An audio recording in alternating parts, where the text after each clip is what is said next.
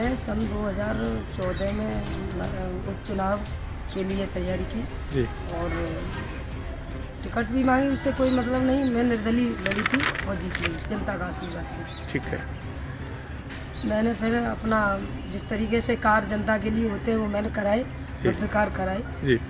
जिससे कि काम भी मुझे कुछ याद है। जी। और कितने बड़े-बड़े कार्य किए आपने? कोई कार्य हो उनको ज़रा एक्सप्लेन करिएगा, बताइएगा। मैंने कार्य कराए, सबसे पहले कराई मैंने सब्जी मंडी ठीक, ठीक है। प्रांगण का स्पंदीकरण। दूसरा नंबर धर्मशाला नहीं, ये संकट हरण पे मंदिर है, संकट हरण मंदिर पे स्पंदीकरण कराया।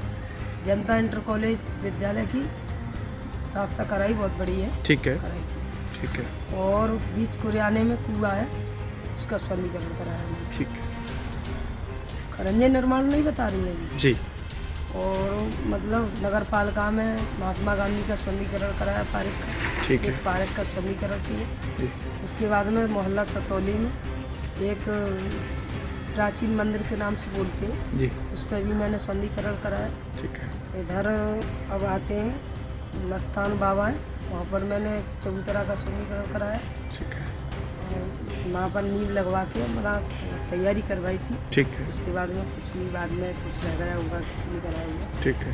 और एक रास्ता मैन बाजार के लिए गई है, सड़क है, उससे साइड में जाता है बिहारीपुर रोड की तरफ निकलते हैं। हाँ, हाँ, जाता है बीज गोदाम की तरफ। बीज गोदाम तक मैंने वो एक बहुत बड़ा खरंजा कराया। ठीक है। बहुत बड़ा काम को बताया मैंने। ठीक है। उसके बाद में मोहल्ला जाटवन में सत्ता बोलते हैं, उसमें मैंने एक कुआं का स्पंदीकरण कराया। मोहल्ला सत्ते में एक कुआं का स्पंदीकरण कराया और एक मोहल्ला सत्ते में धर्मशाला का स्पंदीकरण कराया। एक यहाँ नई बस्ती से इधर को उल्ली तरफ है, वहाँ पर एक माता दुर्गे का मंदिर है, फिर मोहल्ला सत्ता ही आता है, वहाँ पर मैंने स्पंदीकरण कराया। और हिस वाली माता है, बहुत बड़ा प्रांगण है, वो भी मैंने स्पंदीकरण कराया। ये सौंदर्यीकरण कराने में आपको कितना समय मिला था? उस दौरान विकास के लिए कितना समय मिला? मुझे ऐसा करीब मान लो कि 2 महीने 2 साल 5 महीने मान ले, वैसे मतलब पूरे मिले नहीं है, 4 महीने मिले कार्य करने के लिए। यानी कार्य करने के लिए तो 4 महीने मिले, 2.5 साल की मिले। चेयरमैन साहब, आपने अपने कार्यकाल में 5 साल में क्या बड़े कार्य और छोटे कार्य एतमादपुर नगर पालिका के लिए किए हैं? सबसे पहले मैंने अपनी मार्केट को दोनों तरफ इंटरलॉकिंग लगाने का काम किया, जो पूरे बाजार में जहाँ से विनायक से और कृष्णा मैरिज होम से शुरुआत की और लास्ट खनौली चौराया, बरहन चौराया और खनौली रोड पर एक साइड की पटरी, बरहन रोड पर एक साइड की पटरी और स्टेशन रोड पर दोनों तरफ का इंटरलॉकिंग का कार्य कराया पूरे एतमादपुर। ठीक है। इसके अलावा और कोई बड़े-बड़े काम या छोटे जो? पानी पीने के 10 RO लगाए थे। ठीक है। जो आज चल रहे हैं। इनके अलावा जैसे कोई कूड़े-वूड़े का क्या लगाया गया? बहुत बड़ा मेरा प्लांट लग रहा है, जो गणपई ग्राम सभा में हमें सरकार द्वारा जमीन मिली, वहाँ कूड़े का बहुत बड़ा प्लांट लग रहा है और कुछ ही दिनों में वो चालू हो जाएगा। मशीन लगना बाकी है, बाकी सब कुछ ओके हो चुका है। अच्छा, पानी के लिए क्या सुविधा की? पानी के लिए मैंने सबसे पहले तो एक नई तहसील में नया नलकूप स्थापित किया।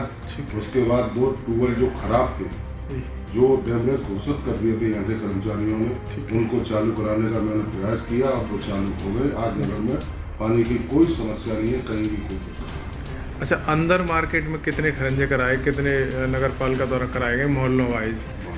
जी। सबसे पहले मैंने सतौली में कराया था, जहाँ जल भराव की स्थिति थी। ठीक है। उसको कराया। उसके बाद अमर विहार और गणेश नगर में मैंने कई खरंजे बनाए।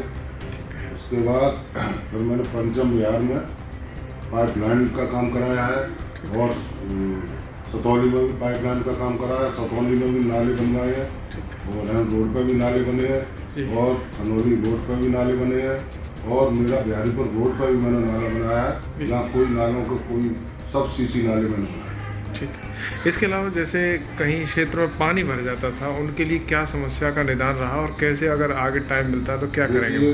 पानी भरने का समय तो वो होता है, जो बरसात होती है तो इतनी हो जाती है, तो वो तो ऑटोमेटिक सिस्टम है, उसका रूप कोई नहीं दे पाता। ठीक है। मगर पानी भराव की स्थिति मेरे यहाँ कहीं भी नहीं है। ठीक है। इसके अलावा जैसे अभी कॉलोनियों में कोई प्रॉब्लम होती है तो उसके लिए क्या साफ सफाई की व्यवस्था की गई है? नगर पालिका ने क्या ठोस कदम मेरे उठाए? हर जगह कर्मचारी तैनात हैं, जहाँ आबादी घोषित हो चुकी है, जहाँ जहाँ लोग रहते हैं वहाँ हर जगह मेरी सफाई व्यवस्था रहती जी। है। आप घूमते होगे, आप देखते होगे, और कोई भी कहीं कोई दिक्कत आती है तो मैं तुरंत कर्मचारी को भेजता जी। हूँ और खुद पहुँचता हूँ सफाई कराने। चेयरमैन साहब, अगर इस बार फिर दोबारा से आपको किसी पार्टी से टिकट मिलती है जी। तो क्या प्राथमिकता रहेगी? कौन कौन से मुद्दों पर आप काम करेंगे कि ये देखिए, सबसे पहली बात तो जो है कि मेरा जो कार्यकाल है मैंने इतनी अच्छी तरह से काटा है, जी। यहाँ कोई शिकवा शिकायत नहीं हुई, मेरे ऊपर कोई दाग नहीं लगे। 4-5 लोग हैं जो वो आप जानते हो, वो जी। तो हमेशा कहते ही रहेंगे जो भी कहते हैं। मेरी लाइटों की व्यवस्था थी, अभी 300 लाइट चोरियों का मामला लगा रहे थे। जी जी मेरे भरपूर काम चल रहा है, डेली जी। 2 बाटों में काम कर रहे जी। हैं। 10-10, 8-8 लाइट जहाँ जहाँ लट्टे खाली जी। हैं वहाँ मैं लगाने का काम कर रहा हूँ। कोई मेंबर मुझसे मांगता है, जी। मैं लाइट नहीं दूंगा। खम्भे मुझको बताइए, लिस्ट मेरे को दीजिए, मैं लाइट लगाऊंगा। चेयरमैन साहब, जैसे कि 3 से 4 मेंबर थे जिन्होंने आरोप लगाया जी। कि 2 करोड़ रुपए का घोटाला किया है, लेकिन क्या ऐसे तो घोटाला हो नहीं सकता? काम किया होगा कहीं ना कहीं, तो आरोप मिथ्यारोप है या चुनाव से संबंधित बस चुनाव आ रहा है? लास्ट मोमेंट था मेरा, कुछ काम मेरे जो थे दुकान बनाने का वो था। जी। लोगों ने कहा कि मतलब गलत हो रहा है, गरीब बैठे हैं। मैं जानता हूँ गरीब, मैं उन्हीं को दुकान देता, जी। ऐसा कोई वो नहीं थी, मगर जो लागत आती उसी आधार पर दिया जाता। हमने ये वादा किया था, जी। मगर कुछ लोगों ने जी। लास्ट मोमेंट पे आके ये काम किए, जी। और जब तक मेरे साथ रहे, जब शुरुआत से एंड तक, अब जी। आके लास्ट में मैंने 2 करोड़ रुपए का घोटाला कर दिया।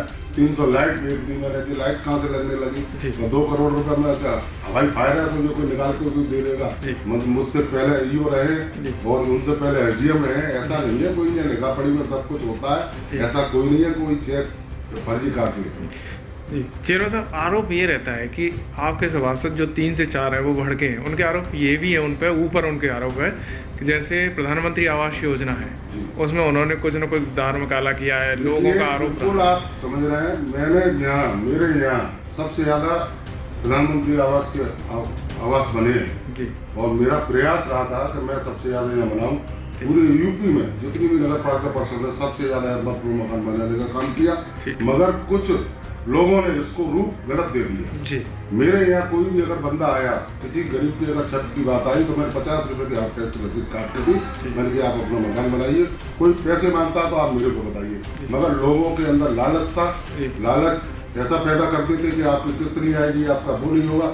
लोगों से ठगा की, और इतनी बड़ी ठगी की कि 30-40 हजार रुपए की तो रेट खोल दी गई। उसके अलावा कम से कम 1-1, 1.5 लाख रुपए ले लिए लोगों से। यानी उन सभासदों ने ये काला किया, और जी, जो जी, आज आप वही सभासद जो इल्जाम मेरे ऊपर लगाते हैं 2 करोड़ का प्लान, वो दूध के धोले हैं। उनने, आप किसी भी शहर में किसी मोहल्ले में चले जाए, लोग उनको दलाल कहते हैं। मैं नहीं इस बात को कह रहा, मतलब मैं तो कह ही रहा हूँ, जो पूरा शहर कहता है इस बात। जी।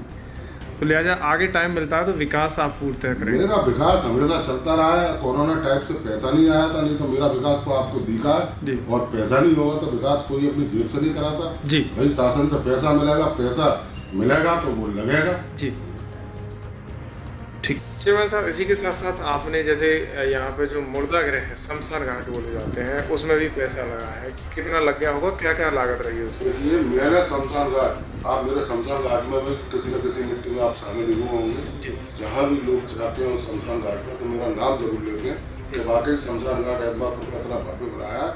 उसकी करीब लागत आई हुई करीब 44 लाख रुपए हमने उसमें लगाए हैं, और बाकायदा अच्छा बनाया। संगमरमर कोटा स्टोन लगा के हमने तैयार किया है। टीन सेट भी बोर्ड लगाया है, तो कोई ये नहीं कह सकता ये फॉरवर्ड के नहीं ये टीन सेट खराब लगा है। बिल्कुल टनाटन व्यवस्था की गई, माँ किसी की मैंने सुनी नहीं, खुद खड़े होकर मैंने काम किया। इसके अलावा चेयरमैन साहब, अभी जो बरहे रोड पर नल पानी की व्यवस्था की जा रही है, पाइप डाला जा रहा है, उसका क्या प्रारूप और कहाँ से कहाँ तक डाली जा रही है? देखिए, एसडीएपी बैंक तो शुरुआत कराई है मैंने। ममता स्कूल जो जहाँ राकेश बघेल की कॉलोनी, कौन सी कॉलोनी, जी, वहाँ तक का मेरा प्लान है, क्योंकि वो नगर साइड खाली थी, तो वहाँ भी मैंने पाइपलाइन डलाने का काम कर दिया है। थोड़ा सा रह गया, वो आज कल में पूर्ण हो गया।